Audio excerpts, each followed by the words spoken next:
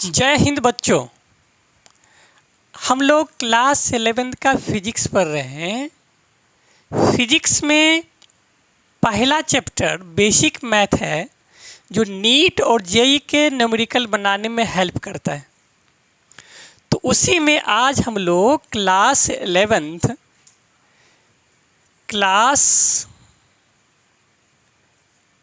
का जो फिजिक्स पढ़ रहे हैं उसमें ग्राफ पढ़ने जा रहे हैं। हम लोग का टॉपिक है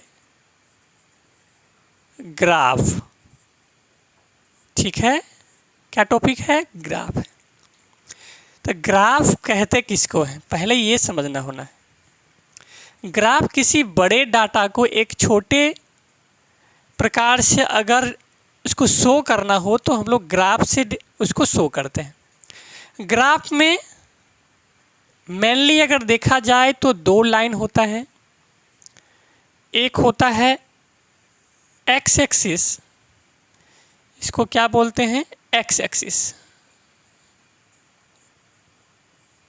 ठीक है, हॉरिजॉन्टल लाइन को एक्स एक्सिस बोलते हैं और वर्टिकल लाइन को क्या बोलते हैं? वाई एक्सिस बोलते हैं। ठीक है, in the graph there are two lines, two axes. In the graph there are two axes, x, अब एक होता है x और एक होता है y। x को हम लोग एक और नाम से बोलते हैं, इसको बोलते हैं इंडिपेंडेंट।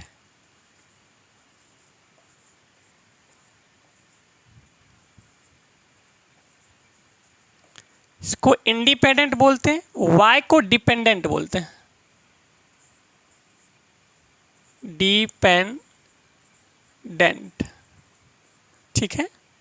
इसको y को डिपेंडेंट बोलते हैं और x को इंडिपेंडेंट बोलते हैं। ठीक है, जैसे डिपेंडेंट और इंडिपेंडेंट क्या होता है उसको कैसे रिप्रेजेंट कर सकते हैं? अगर एग्जाम्पल में देखा जाए, जैसे एग्जाम्पल के लिए एक्सेलरेशन जो होता है, अब इंडिपेंडेंट है कि डिपेंडेंट है, इसको जानने के लिए, क्योंकि इसका डायरेक्शन तो हम लोग बताते हैं ना, डायरेक्शन फिक्स नहीं होता है। क्योंकि अगर देखा जाए तो एक्सेलरेशन क्या है? डिपेंडेंट है। क्या है? एक्सेलरेशन है ना, शॉर्ट में लिख देते हैं। एक्सेलरेशन क्या है? डिपेंडेंट हो गया, इसमें आ गया। ठीक है, एक्सेलरेशन डिपेंडेंट हो गया। और अगर देखा जाए डिस्प्लेसमेंट, तो डिस्प्लेसमेंट भी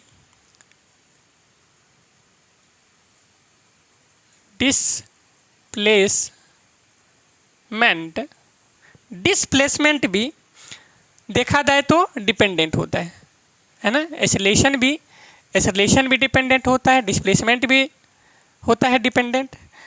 टाइम लेकिन देखा जाए तो टाइम चूँकि फिक्स होता है, मतलब टाइम फिक्स होता है कि आप कितना देर में पहुँचे हैं, कितना देर में नहीं पहुँचे हैं, कब पहुँचिएगा। तो ये होता है टाइम। अगर देखा जाए तो टाइम चला जाएगा किसमें? इंडिपेंडेंट में।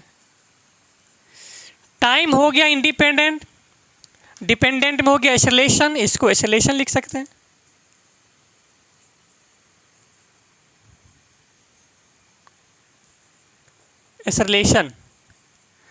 एक्सेलरेशन हो गया डिपेंडेंट, डिस्प्लेसमेंट हो गया एक्सेलरेशन, डिस्प्लेसमेंट हो गया डिपेंडेंट, और टाइम हो गया इंडिपेंडेंट। और वेलोसिटी अगर देखा जाए तो वेलोसिटी भी क्या होता है? डिपेंडेंट होता है। वेलोसिटी भी क्या हो गया? डिपेंडेंट हो गया। तो कहने का मतलब ये सब एग्जाम्पल हमने देखा ग्राफ में कि डिपेंडेंट इंडिपेंडेंट होता है। क्या?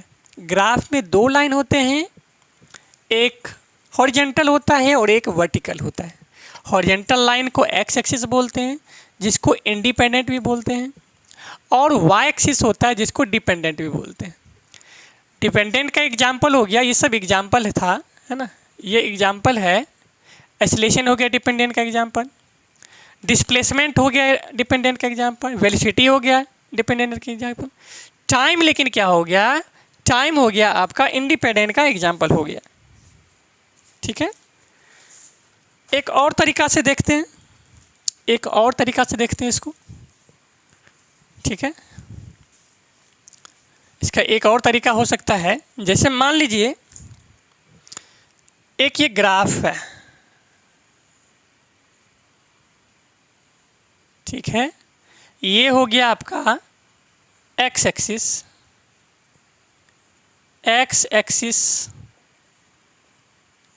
ये हो गया आपका वाई एक्सिस, वाई एक्सिस, ठीक है। जैसे मान लीजिए डिपेंडेंट ये है, तो डिपेंडेंट को क्या एक्स वी और एसिलेशन के लिए ए लिख सकते हैं, ठीक है। एक्स वेलोसिटी के लिए वी, एसिलेशन के लिए ए, ये सारे के सारे क्या हैं, डिपेंडेंट हैं, ठीक है, डिपेंडेंट है। जैसे मान लीजिए एसिलेशन को क्या बोल सकते हैं, एक्स के लिए डिस्प्लेसमेंट हो गया, डिस्प्लेसमेंट। v क्या हो गया, तो वेलोसिटी हो गया, वेलोसिटी, और a क्या हो गया, तो एसिलेशन हो गया।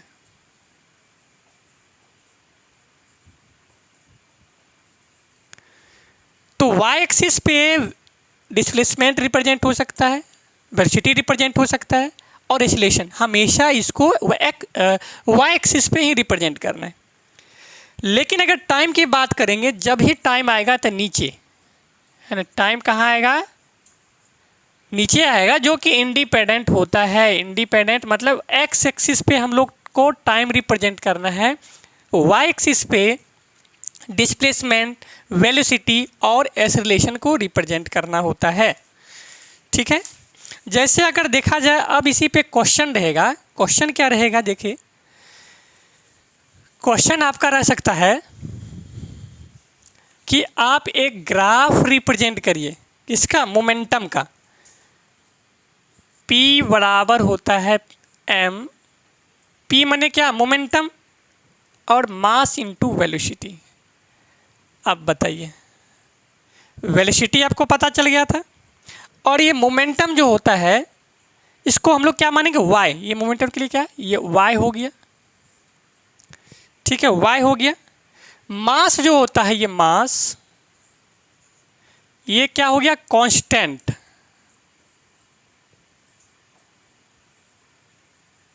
ये कांस्टेंट हो गया।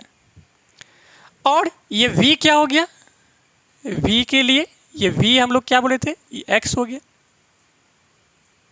है ना, v हो गया x, ये क्या हो गया, x हो गया। तो इसका अगर देखा जाए, ग्राफ अगर बनाएंगे, मतलब क्या, मोमेंटम डायरेक्टली प्रोपोर्शनल किसका, वेलोसिटी का, ठीक है। ये y, तो y पर इसको मोमेंटम को रखना है। y जो रिप्रेजेंट कर रहा है मोमेंटम का, क्योंकि मास कांस्टेंट होता है, तो p डायरेक्टली प्रोपोर्शनल v। अब इसको हम लोग ग्राफ में अगर दिखाया जाएगा, तो सीधा एक x एक्सिस बनाए, और एक x एक्सिस बनाए, और एक y एक्सिस बनाए। तो यहाँ हम लोगों को लिखना पड़ेगा v, और ये हो गया तुम्हारा p। यही ग्राफ बन गया p डायरेक्टली प्रोपोर्शनल v, ठीक है। क्वेश्चन था कि p इक्वल्स टू एम भी रिप्रेजेंट करिए, जो कि मोमेंटम का फॉर्मूला होता है। तो मोमेंटम का ग्राफ ये बन गया, ये वेलोसिटी रख दिए, ये मोमेंटम रख दिए, माने मोमेंटम डायरेक्टली प्रोपोर्शनल होता है वेलोसिटी का, ठीक है।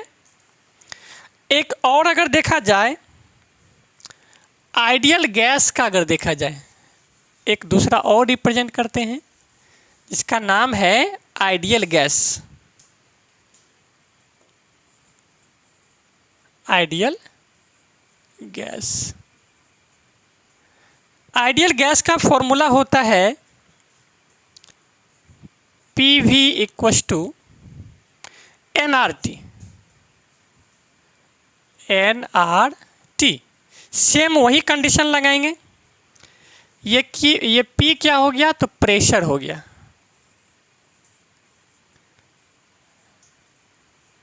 है ना, ये P क्या हो गया, प्रेशर हो गया।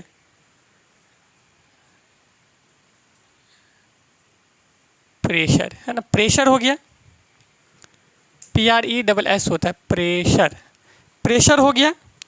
और ये जो है यहाँ से लेकर के यहाँ तक ये क्या हो गया, कांस्टेंट हो गया, कांस्टेंट, कांस्टेंट को रिप्रेजेंट नहीं करते। ये टाइम हो गया,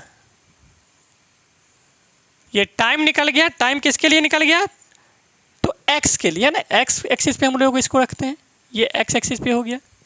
जब इसका ग्राफ बनाएंगे, मतलब जब इसका ग्राफ बनाएंगे तो टाइम को तो पता है मुझे एक्स एक्सिस पे रखना है, तो ये टाइम हो गया। और प्रेशर के लिए P रखेंगे, तो मैंने P डायरेक्टली प्रोपोर्शनल हो गया टाइम का। ये ग्राफ बन गया हम लोगों का, P डायरेक्टली प्रोपोर्शनल क्या हो गया, टाइम का। ठीक है, छोटा छोटा हम लोग क्वेश्चन सॉल्व कर रहे हैं, छोटा छोटा क्वेश्चन बना रहे हैं, बस इतना ही थोड़ा बहुत जानना था। आगे जब इस पर और क्वेश्चन आएगा तो हम लोग उसको बनाएंगे। अगला चीज़ देखते हैं, इसी में होता है स्लॉप। क्या होता है, स्लॉप। स्लॉप क्या होता है, मानो कि एक ये स्ट्रेट लाइन है, ठीक है, और यहाँ पे ये 90 डिग्री है, ठीक है, ये स्ट्रेट लाइन है और ये 90 डिग्री है। 90 डिग्री से अगर ये नीचे की ओर आएगा इधर, चूँकि 90 से बढ़ेगा और एक इधर आएगा 0 की तरफ, ठीक है, तो ये क्या होगा, यहाँ स्लॉप जो होगा 90 से कम आएगा 0 की ओर, तो m का वैल्यू यहाँ पे, m को हम लोग स्लॉप बोलते हैं। m का वैल्यू जो होता है साइन निगेटिव में होगा, निगेटिव होगा, माइनस में आएगा, ठीक है। और अगर 90 से ज़्यादा आएगा, 90 से ज़्यादा आएगा तो इसको m का वैल्यू, m मतलब होता है स्लॉप, ये है प्लस में आएगा, प्लस भी आएगा, ठीक है, प्लस में आएगा, मतलब ये इंक्रीज होगा। 90 से ज़्यादा होगा तो इंक्रीज,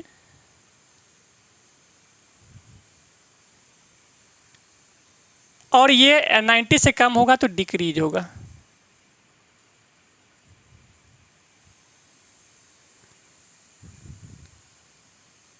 है ना, डिक्रीज होगा, ठीक है, डिक्रीज मतलब डिक्रीज, DEASE होता है ना, ASE, डिक्रीज होता है।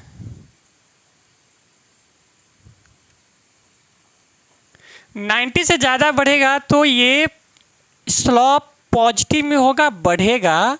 90 से 0 की ओर, 0 डिग्री की ओर आएगा तो m का वैल्यू स्लॉप घटेगा, डिक्रीज होगा। जैसे मान लीजिए एक जनरल फॉर्मूला इसका लिख लेते हैं, y इक्वल टू, मान लेते हैं y इक्वल टू है तुम्हारा mx प्लस c, क्या है, mx plus c, mx plus c, ठीक है। जहाँ m जो है स्लॉप दो प्रकार से होगा। ये अगर x का वैल्यू रखेंगे, x का वैल्यू अगर रखेंगे तो भी इसका वैल्यू जैसे ये c जो दिखाता है डिक्रीज और इंक्रीज को दिखाता है, x का वैल्यू रखेंगे तो y निकलेगा, y का वैल्यू रखेंगे तो x निकलेगा, ठीक है। और ये m जो है, m हम लोग को क्या दिखाता है, स्लॉप, यही m क्या दिखाता है, स्लॉप दिखाता है। ये m क्या बताता है, तो स्लॉप बताता है, ठीक है। m बताता है मुझे क्या, स्लॉप बताता है। जब हम लोग इसका क्वेश्चन सॉल्व करेंगे, तो और आसानी से समझ लेंगे, क्योंकि ये इसलिए हम लोग पढ़े हैं साइन का कि पॉजिटिव कब होगा 90 से ज़्यादा, और कमेगा कब, तो 90 से कम होगा तो निगेटिव होगा। अभी जस्ट क्वाड्रेटिक इक्वेशन पढ़ेंगे तो उसमें इसका यूज होगा। तो अगला हम लोगों का टॉपिक है क्वाड्रेटिक इक्वेशन, है ना, क्वाड्रेटिक इक्वेशन। हालांकि ये सब 10th में आप लोग पढ़ चुके होइएगा, ठीक है। Quadratic equation quad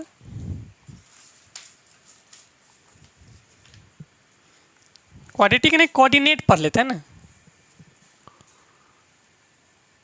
coordinate geometry.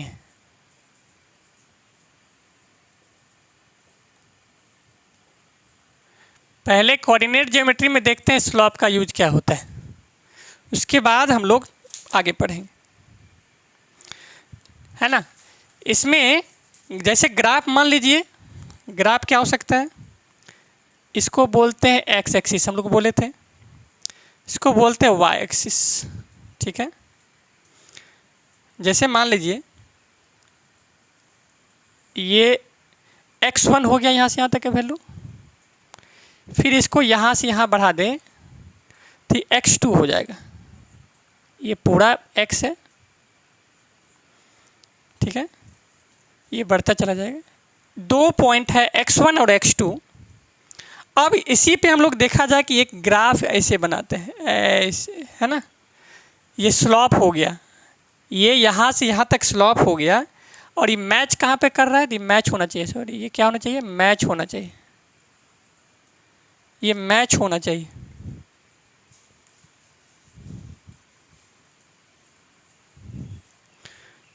ऐसे बना दीजिए x2 पे, और एक ऐसे ले आइए, है ना, ठीक है। ये स्लॉप हो गया आपका, जैसे मान लीजिए स्लॉप a और b हो गया, ए बी हो गया, और यहाँ पे एक एंगल बन जाएगा जिसका नाम थीटा रख सकते हैं। ये वाई एक्सिस है, ये वाई। अब यहाँ जो एक और बन सकता है, ये लाइन यहाँ से मिला देते हैं, ये y2 है, y2 हो गया, ये y1 हो गया। देखिए लाइन जो इसको ओरिजिन बोलते हैं, 2 लाइन है, पूरा अगर यहाँ से यहाँ तक देखा जाए तो x एक्सिस और ये y एक्सिस हो गया। तो कोई मानो कि 2 पॉइंट है x1 और x2, और ये आपका इस ट्रायंगल में देखा जाए तो ये बेस हो गया, ये परपेंडिकुलर हो गया। परपेंडिकुलर बराबर होता है, शॉर्टकट निकाला जाए तो y2 माइनस वाई और निकालेंगे तो परपेंडिकुलर निकल जाएगा। बेस निकालना होगा, तो बेस निकालने के लिए क्या करेंगे, x2 में से x2 माइनस x1, x2 में से x1 माइनस करेंगे तो बेस निकल जाएगा। मतलब कहने का मतलब ये है, y2 में से y1 माइनस करेंगे तो ये परपेंडिकुलर निकल जाएगा, और x2 में से x1 माइनस करेंगे तो बेस निकल जाएगा, क्योंकि ये बेस जो है नीचे वाला, ये दोनों पैरेलल है, और इधर का ये जो है इसका ये पैरेलल है, ठीक है। तो ये ग्राफ कोऑर्डिनेट आप लोग 10th क्लास में भी पढ़ चुके होंगे कि डिस्टेंस निकालने का क्या यूज करते थे, है ना। क्वाड्रेटिक इक्वेशन में स्लॉप से द्वारा कोऑर्डिनेट के द्वारा डिस्टेंस निकालने का। तो अगर इसका ये समझ गए हैं तो इसमें कुछ फॉर्मूला होता है, जैसे मान लीजिए इसमें d निकालना हो, डिस्टेंस a से b के बीच में, यहाँ से यहाँ अगर निकालना हो डिस्टेंस निकालना हो तो क्या लिखेंगे। इसका 2 फॉर्मूला है, यहाँ दिखेगा कि नहीं दिखेगा, देखते हैं, मिटा देते हैं ना, यहाँ पे लिख देंगे डिस्टेंस का फॉर्मूला।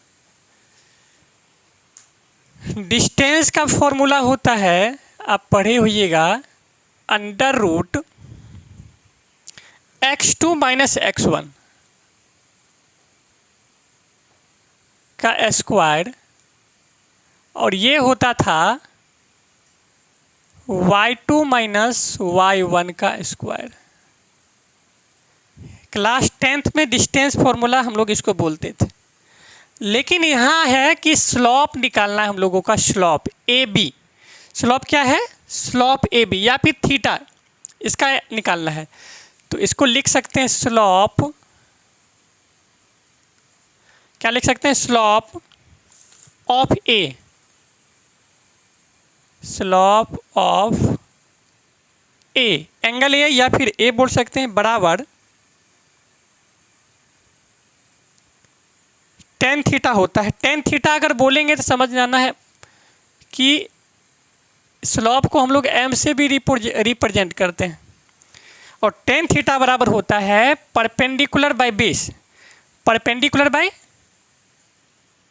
बेस होता है, ठीक है, परपेंडिकुलर बाय बेस। मतलब परपेंडिकुलर का वैल्यू है y2 माइनस y1, तो लिख सकते हैं y2 minus y1 divide by base का होता है x2 माइनस x1, ठीक है। डिस्टेंस फॉर्मूला हम लोग पढ़े थे, होता था under root x2 minus x1 का स्क्वायर फिर y2 माइनस y1 का स्क्वायर, रूट निकाल लेते थे। इसमें नया चीज़ है कि स्लोप निकालना है, स्लोप ऑफ ए का स्लोप क्या होगा, मतलब एंगल ए का स्लोप क्या होगा, मतलब थीटा का क्या होगा। तो ये होता है परपेंडिकुलर बाय बेस, जिसको हम लोग अभी जस्ट पढ़े हैं, स्लोप को m से डिनोट करते हैं। तो स्लोप ऑफ ए बराबर टेन थीटा बराबर m equals to tan theta का वैल्यू होता है perpendicular by base, perpendicular base, perpendicular का वैल्यू है y2 माइनस y1 ऊपर लिख देना है, और बेस का y2 minus x2 minus x1 होता है। इसको हम लोग अगर डेल्टा में रिप्रेजेंट करेंगे तो डेल्टा y होगा और ये हो जाएगा डेल्टा x। क्वेश्चन हम लोग का उसी से बनेगा फॉर्मूला, लेकिन ये हम लोग जब रिप्रेजेंट करेंगे आगे डिफरेंशिएशन में इसका यूज होगा, ठीक है। अब स्लोप निकालने का हम लोग सीख गए। स्लोप भी होता है दो टाइप्स का, अभी जस्ट पढ़े थे स्लोप कितने प्रकार का होता है, तो दो बताए थे। एक पॉजिटिव में होता है, मानो ये है स्ट्रेट लाइन, ये 90 से इधर आएगा तो इंक्रीज स्लोप होगा, 90 से पीछे की ओर जाएगा तो माइनस m होगा, और इधर आएगा तो क्या होगा प्लस। मतलब स्लोप जो होते हैं दो टाइप का होता है। स्लोप का वैल्यू जो निकलेगा एक पॉजिटिव निकलेगा और एक निगेटिव निकलेगा। पॉजिटिव कब निकलेगा कि जब पॉजिटिव जब निकलेगा जब 90 डिग्री से ज़्यादा वैल्यू होगा तो पॉजिटिव होगा, और 90 डिग्री से कम होगा तो निगेटिव होगा। चलिए इस पे क्वेश्चन सॉल्व करते हैं। पहले ये फॉर्मूला रहने देते हैं, क्वेश्चन सॉल्व करते हैं पहले। जैसे मान लीजिए क्वेश्चन है कि बताइए, जैसे मान लीजिए क्वेश्चन है कि आपका x2 का वैल्यू 5 है और x1 मान लीजिए 3 है, और y2 कितना है 6 है और y1 4 है। तो डिस्टेंस पहले निकालिए। डिस्टेंस क्या निकल जाएगा, डिस्टेंस निकलेगा अंडर रूट, फॉर्मूला आता है x2 माइनस x1, तो ये हो जाएगा 5 माइनस 3 का स्क्वायर, फिर इंटू है, इंटू नहीं है प्लस होना चाहिए, plus sorry, x2 minus x1 का square plus y2 minus y1 का स्क्वायर, इसको प्लस में लिखते हैं, है ना, प्लस में लिखते हैं। तो प्लस हो जाएगा फिर क्या y2 का वैल्यू कितना है 6 है और y1 का वैल्यू 4 है। जब इसको सॉल्व करेंगे तो आएगा 5 में से 3 घटाएंगे तो 2, और 2 का होता है 4 प्लस इसका भी 2 करेंगे तो 2 का 4 होता है ना। इसको जब जोड़ेंगे तो आ जाएगा 8 का रूट निकालेंगे तो 2√2 निकलेगा, ठीक है, 2√2। ये डिस्टेंस निकल गया। अब इसी में बोला जाए कि स्लोप निकाल के बताइए, स्लोप है ना, ये tan थीटा लिखा हुआ है,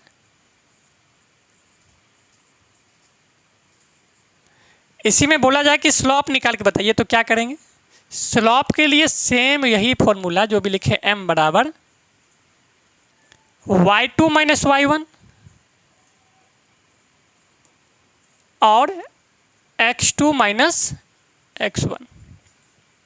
y2 माइनस y1 क्या करेंगे, तो y2 माइनस y1 किए थे तो कितना आया था, y2 देखो कितना है 6 है, लिख देते हैं उसे 6 माइनस और y1 4 है, x2 कितना है तो 5 है, x1 3 है। जब माइनस करेंगे तो 2/2 आएगा, काट के कितना आ गया 1, मतलब स्लॉप कितना निकल गया 1। ठीक है, स्लॉप निकल गया 1। इस पे एक और क्वेश्चन देखते हैं, इसका एक और क्वेश्चन देख लेते हैं क्या बनेगा। जैसे मान लीजिए क्वेश्चन है,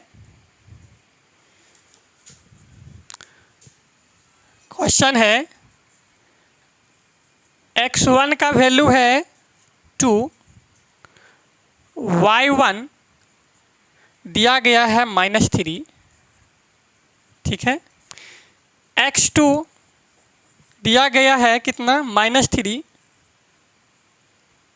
और y2 दिया गया है 4। d निकालिए, तो d का फॉर्मूला सेम डिस्टेंस का x2 माइनस x1 होता है।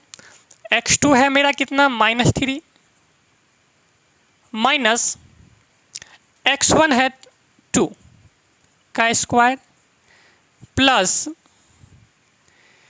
y2 y1 होता है तो 4 माइनस, ऑलरेडी एक माइनस है तो इसका ऐसे हो जाएगा। सॉल्व करेंगे तो माइनस का है, या माइनस दोनों जुड़ जाएगा लेकिन साइन सेम ही रहेगा। कितना हो जाएगा -5 का स्क्वायर प्लस, इसको जब करेंगे तो प्लस हो जाएगा, है ना, प्लस हो जाएगा कितना 7 का स्क्वायर, तो ये कितना हो जाएगा 25 plus 49,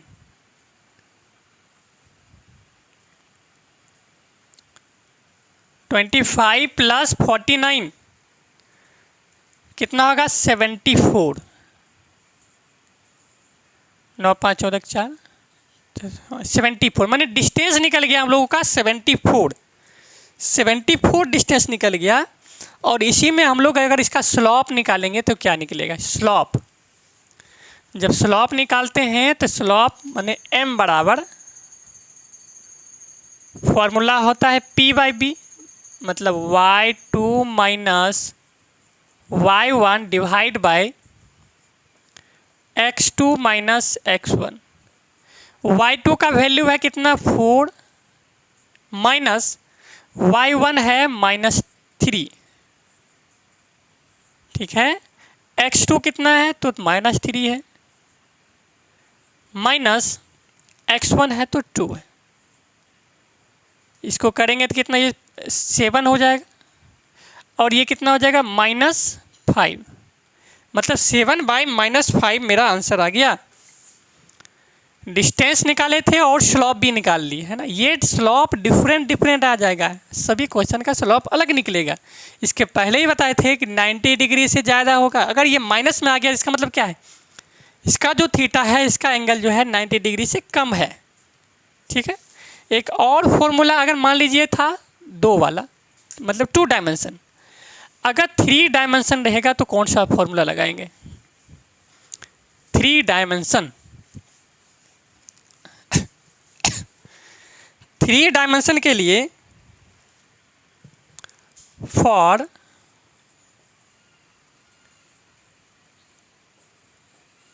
three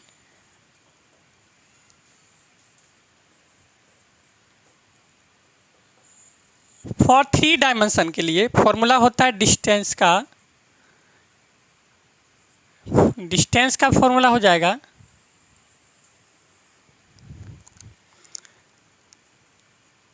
x2 minus x1 का स्क्वायर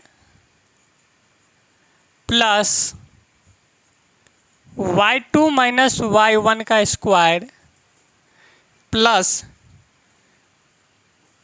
z2 माइनस z1 का स्क्वायर। 3 डायमेंशन वाला फॉर्मूला रहेगा, मतलब 3 डायमेंशन का क्वेश्चन रहेगा तो ये फॉर्मूला लगाएंगे, ठीक है। जैसे मान लीजिए क्वेश्चन है, एक क्वेश्चन बनाते हैं, x1 का वैल्यू है 3t²। y1 है, पहले x का लिख लेते हैं, x1 हो गया, x2 है 2t। जब आप क्वेश्चन करेंगे हम लोग डिटेल में, तब इसका एक क्वेश्चन जानेंगे कि कैसे रहता है और डिटेल से। x2 हो जाएगा कितना, 2t। फिर y1 का वैल्यू है 3t और y2 का वैल्यू है 4t²। ठीक है। और z के लिए है, z के लिए मान लीजिए कि टाइम जो है t सेकेंड के लिए, t बराबर कितना है 1 सेकेंड। ठीक है, t बराबर कितना है 1 सेकेंड अगर रहेगा तो z में चला जाएगा, 1 के लिए 1 ही रह जाएगा, है ना, 1 के लिए 1 ही रह जाएगा। t सेकेंड के लिए निकाल रहे हैं, इसका मतलब है कि हम लोगों का d निकल जाएगा कितना है, जैसे मान लीजिए पहले इसको लिख लेते हैं, ये वैल्यू हो गया किसका किसका, x1 हो गया 3, x2 हो गया कितना, x2 हो गया इसका ये 2, y1 हो गया 3, क्योंकि वेरिएबल है ना, अलग अलग कर लेते हैं, x2 हो जाएगा 4, और इधर जो आएगा स्लॉप, ये स्लॉप में चला जाएगा, स्लॉप कितना 1, चूँकि जेड में सॉरी माइनस में आ जाएगा, -1 हो जाएगा, निगेटिव बहुत कम में जाएगा तो -1। डी निकालेंगे, जब डी निकालेंगे तो हो जाएगा इसका 2 - 3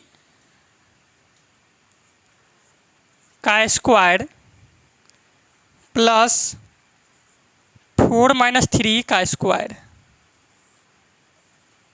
ठीक है, जब इसको सॉल्व करेंगे तो आ जाएगा कितना 1 + 1 मतलब √2 आ जाएगा। ठीक है, 2√2 आ जाएगा।